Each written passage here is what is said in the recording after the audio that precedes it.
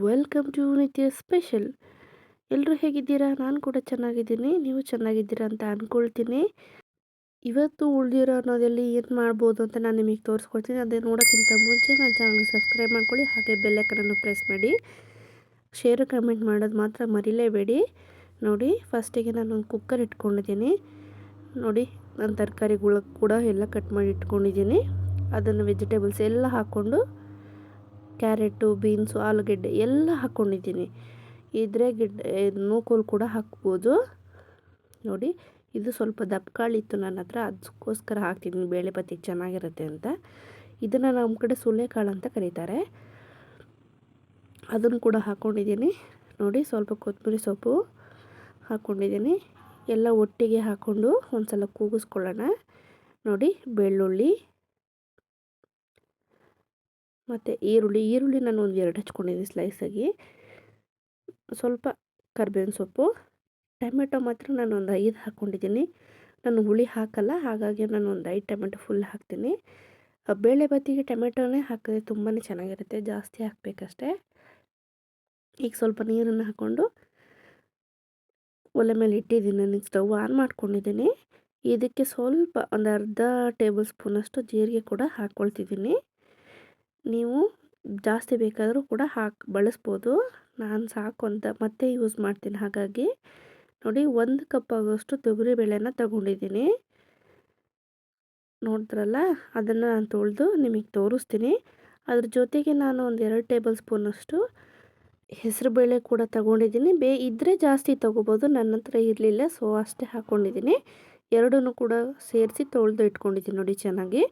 ಈಗ ಅದನ್ನು ಕೂಡ ನಾನು ಅದಕ್ಕೆ ಹಾಕ್ಕೊಳ್ತಿದ್ದೀನಿ. ನೋಡಿ, ಇವಾಗ ಎಲ್ಲ ಕೂಡ ಹಾಕ್ಕೊಂಡಿದ್ದೀನಿ ತೊಗರಿಬೇಳೆ. ಇವಾಗ ನಾನು ಇದಕ್ಕೆ ಸ್ವಲ್ಪ ಸಾಲ್ಟ್ ಹಾಕ್ಕೊಳ್ತೀನಿ.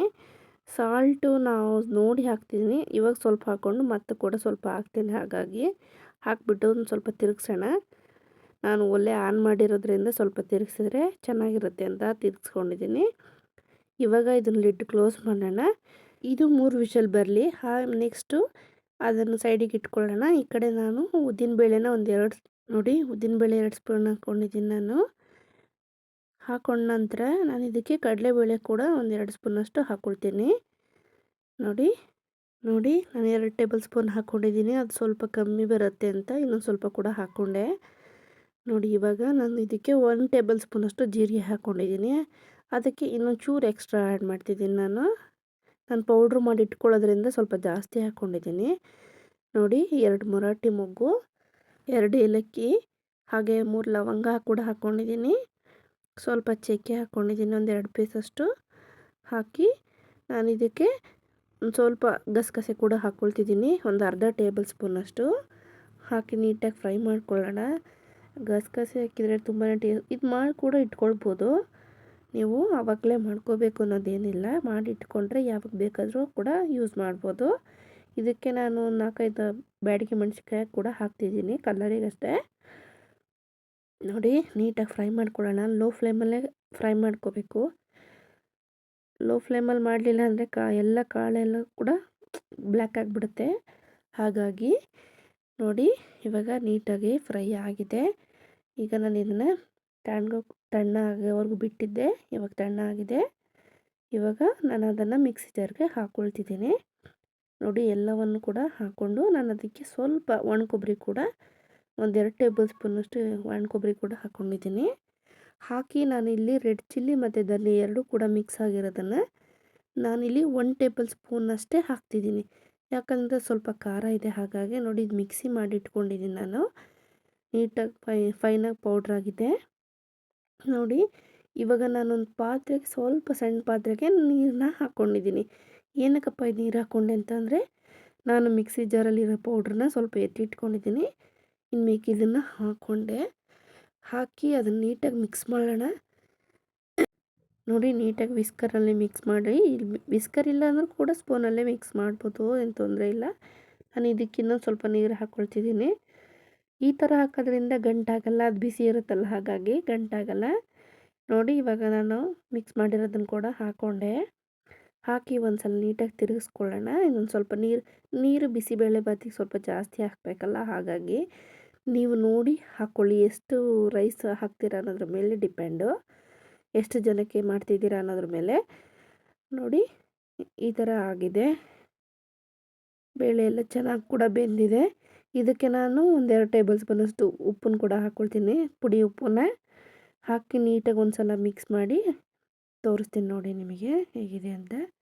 ಇವಾಗ ಕುದಿ ಬರುತ್ತಲ್ಲ ಆ ಟೈಮಲ್ಲಿ ಉಳಿದಿರೋ ಅನ್ನನ, ನೈಟು ಉಳಿದಿತ್ತು ತುಂಬಾ ಅನ್ನ ನನ್ನ ಹತ್ರ, ಹಾಗಾಗಿ ನಾನು ಹಾಕ್ಕೊಳ್ತಿದ್ದೀನಿ. ನೋಡಿ ದಯವಿಟ್ಟು ಇಷ್ಟೊಂದು ಅನ್ನ ಯಾರೂ ಕೂಡ ವೇಸ್ಟ್ ಮಾಡಬೇಡಿ. ಇದು ಲಂಚ್ ಬಾಕ್ಸಿಗೆ ಕೂಡ ಹಾಕ್ಬೋದು, ಇಲ್ಲ ಅಂತಲ್ಲ, ಏನೂ ಕೂಡ ಹಾಳಾಗಲ್ಲ, ತುಂಬಾ ಚೆನ್ನಾಗಿರುತ್ತೆ. ಚೆನ್ನಾಗಿ ಕುದಿಸ್ಬಿಟ್ಟು ಹಾಕ್ಕೊಂಡ್ರೆ ನೀವು ಸಂಜೆವರೆಗೂ ಕೂಡ ಇಟ್ಟರೂ ಕೂಡ ಏನೂ ಆಗಲ್ಲ, ಅಷ್ಟು ಚೆನ್ನಾಗಿರುತ್ತೆ. ಏನಪ್ಪ ಇದು ನೈಟ್ ಅನ್ನದಲ್ಲಿ ಮಾಡ್ತಿದ್ದಾರೆ, ಉಳಿದಿರೋ ಅನ್ನದಲ್ಲಿ ಹಾಳಾಗಲ್ವಾ ಅಂತ ಯೋಚನೆ ಮಾಡಬೇಡಿ. ಲಂಚ್ ಬಾಕ್ಸ್ಗೆ ನನ್ನ ಮಗಳಿಗೂ ಕೂಡ ನಾನು ಹಾಕಿ ಕಳಿಸ್ತೀನಿ. ತುಂಬಾ ಅಂದರೆ ತುಂಬಾ ಚೆನ್ನಾಗಿರುತ್ತೆ. ನಾನು ಸಂಜೆ ಕೂಡ ತಿಂತೀನಿ. ನೋಡಿ ಇಷ್ಟು ಚೆನ್ನಾಗಿ ಕುದಿ ಬರಬೇಕು. ಚೆನ್ನಾಗಿ ಒಂದು 5 ನಿಮಿಷ ಕುದ್ದು ಬಂದರೆ ಅವಾಗ ನೀಟಾಗಿ ರೆಡಿಯಾಗಿದೆ ಅಂತ ಅರ್ಥ. ಒಂದು 5-10 ನಿಮಿಷ ಚೆನ್ನಾಗಿ ಕುದಿಸಿ, ಏನು ವೇಸ್ಟ್ ಮಾಡೋದಕ್ಕಿಂತನೂ ಇದಾಗುತ್ತಾ, ತುಂಬಾ ಚೆನ್ನಾಗಿರುತ್ತೆ. ನೋಡಿ ಇವಾಗ ಒಂದು ಪ್ಯಾನಿಗೆ ನಾನು ಸ್ವಲ್ಪ ಎಣ್ಣೆ ಕೂಡ ಹಾಕ್ಕೊಂಡಿದ್ದೀನಿ. ಎಣ್ಣೆ ಹಾಕಿ ನೀಟಾಗಿ ಫ್ರೈ ಮಾಡ್ಕೊಳ್ತಿದ್ದೀನಿ. ಫ್ರೈ ಮಾಡಿ ಅದಕ್ಕೆ ಸ್ವಲ್ಪ ಕಡಲೆಬೀಜ ಹಾಗೆ ಸಾಸಿವೆ ಎಲ್ಲ ಕೂಡ ಹಾಕ್ಕೊಂಡು ನೀಟಾಗಿ ಫ್ರೈ ಮಾಡ್ಕೊಳ್ತಿದ್ದೀನಿ. ನೋಡಿ ಸಾಸಿವೆ ಕೂಡ ಹಾಕ್ಕೊಂಡಿದ್ದೀನಿ. ಇವಾಗ ನಾನು ಇದಕ್ಕೆ ಸ್ವಲ್ಪ ಒಣಮೆಣ್ಸಿನ್ಕಾಯಿ ಕೂಡ ಹಾಕ್ಕೊಳ್ತಿದ್ದೀನಿ. ಬ್ಯಾಡಗಿ ಮೆಣಸಿನ್ಕಾಯಿ ಒಗ್ಗರಣೆಗೆ ತುಂಬಾ ಚೆನ್ನಾಗಿರುತ್ತೆ. ನೋಡಿ ಇದಕ್ಕೆ ನಾನು ಕರಿಬೇವು ಕೂಡ ಹಾಕ್ಕೊಂಡಿದ್ದೀನಿ. ಹಾಕಿ ನೀಟಾಗಿ ಒಂದು ಸಲ ಮಿಕ್ಸ್ ಮಾಡೋಣ. ಒಣ ಕೊಬ್ಬರಿನ ಸ್ವಲ್ಪ ಸ್ಲೈಸಾಗಿ ಹೆಚ್ಚಿಟ್ಕೊಂಡಿದ್ದೆ, ಅದನ್ನು ಕೂಡ ಹಾಕ್ಕೊಳ್ತಿದ್ದೀನಿ. ಒಣ ಕೊಬ್ಬರಿ ಹಾಕೋದ್ರಿಂದ ಟೇಸ್ಟ್ ತುಂಬಾ ಚೆನ್ನಾಗಿರುತ್ತೆ. ಹಾಕಿ ಒಂದು ಸಲ ನೀಟಾಗಿ ಮಿಕ್ಸ್ ಮಾಡಿ ಸ್ವಲ್ಪ ಇಂಗು ಕೂಡ ಹಾಕ್ಕೊಳ್ಳೋಣ. ಇಂಗು ಸ್ವಲ್ಪ ಕಮ್ಮಿನೇ ಹಾಕಿ, ತುಂಬ ಹಾಕೋದೇನು ಬೇಡ, ಒಂದು ಚಿಟಿಕೆ ಅಷ್ಟು ಹಾಕಿದ್ರೆ ಸಾಕು. ನೋಡಿ ಇವಾಗ ಒಗ್ಗರಣೆಗೆ ಹಾಕ್ಕೊಂಡಿದ್ದೀನಿ. ತುಂಬ ಚೆನ್ನಾಗಿದೆ, ಸ್ಮೆಲ್ ಕೂಡ ತುಂಬ ಚೆನ್ನಾಗಿ ಬರ್ತಾ ಇದೆ. ಸ್ಮೆಲ್ ಕೂಡ ತುಂಬ ಚೆನ್ನಾಗಿದೆ. ನೀವು ಖಂಡಿತ ಒಂದು ಸಲ ಟ್ರೈ ಮಾಡಿ ನೋಡಿ.